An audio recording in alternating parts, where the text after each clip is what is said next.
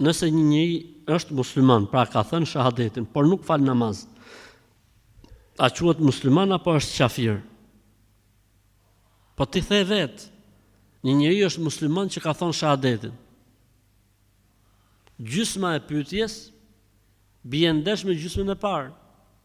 Është një musliman që ka thënë shahadetin.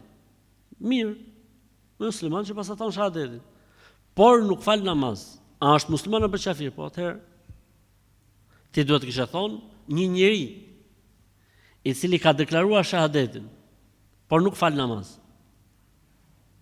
E rëndësishme, ne kemi thonë, nëse dikush nuk fal namaz, se e mohon namazin, thot s'ka namaz, namazi s'ekziston, është kota i muhabet.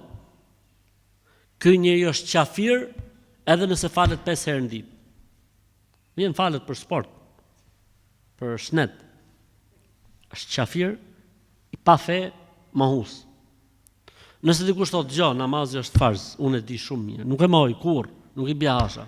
Po ja fëmija ka la më të gruja hallet, sekletat puna, apo pozicioni, jam me pozicion shumë të lartë, ku dëgjon e tjerë.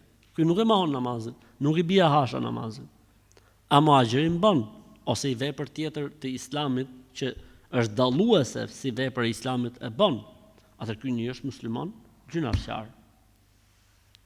Po kur njeri është musliman, domethënë ka thonë shahadetin, falte namaz, po ka kohë që nuk fal. A është musliman apo kafir? Pra ka fal namaz, tani e kalon. Varet pse e kalon.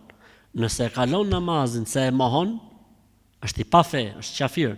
Nëse e ka fal namazin se është i lehtë dhe i dobët në fe dhe në besim dhe në mendim, ky është musliman gjynafçar.